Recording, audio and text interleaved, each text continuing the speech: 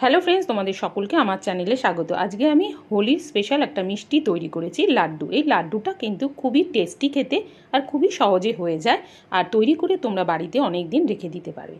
তাহলে এই লাড্ডুটা আমি কি দিয়ে এবং কিভাবে তৈরি করেছি, চলো তাহলে এখন দেখে নেওয়া যাক লাড্ডুটা আমি কিভাবে তৈরি করি।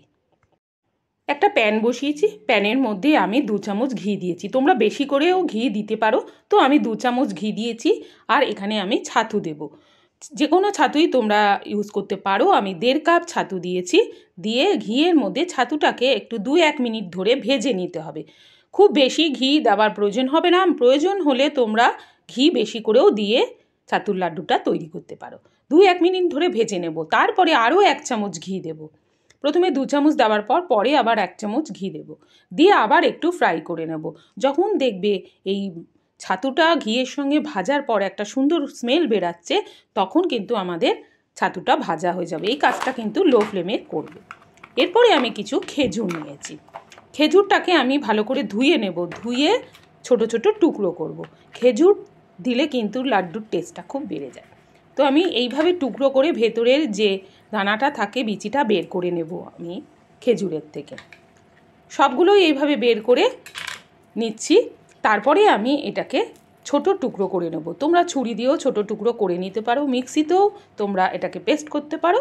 আমি এরকম হ্যান্ড চপারের সাহায্যে এটাকে ছোট ছোট টুকরো করে নেব।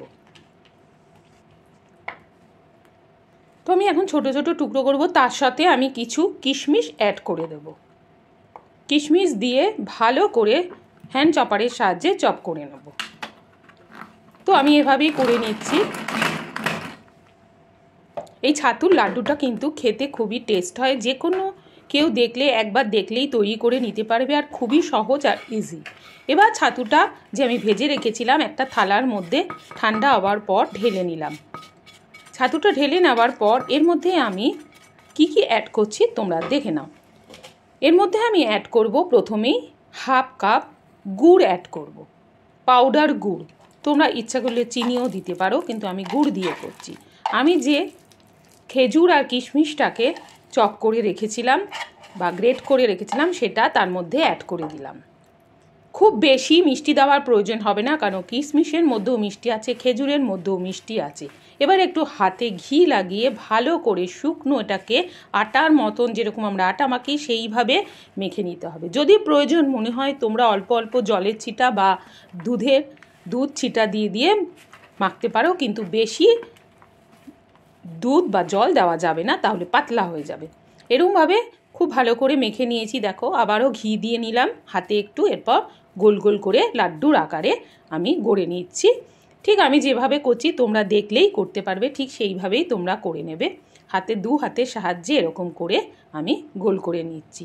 সবগুলো লাড্ডু আমি এইভাবেই হাতে একটু ঘি মাখাবো আর 2 হাতের সাহায্যে গোল গোল করে পাকিয়ে নেব। এইভাবে আমি একটু একটু হাতে ঘি মাখিয়ে প্রত্যেকটা লাড্ডুকে 2 হাতের সাহায্যে গোল গোল করে পাকিয়ে রেখে দেব। এরপরে একটা থালার মধ্যে প্রত্যেকটা লাড্ডুকে আমি তুলে নেব, আর লাড্ডুটার উপরে একটু সাদা তিল দিয়ে দেব। তোমরা কিন্তু খেজুর কিশমিশের বদলে মাখার মধ্যে তোমরা ড্রাই ফ্রুটও অ্যাড করতে পারো। তো আমি একটু সাদা তিল নিয়ে ওপরে দিয়ে দিচ্ছি। তোমরা পেস্তা বা কাজু বাদামও এর ওপর দিয়ে দিতে পারো। তোমরা দেখতে পেয়েছো কত সহজে হোলির স্পেশাল একটা লাড্ডু তৈরি হয়ে গেল ছাতু দিয়ে, বাড়িতে থাকা জিনিস দিয়ে। তোমাদের যদি আজকের এই ছাতুর লাড্ডুর ভিডিওটা ভালো লেগে থাকে, লাইক, কমেন্ট, শেয়ার, সাবস্ক্রাইব করো। বাই।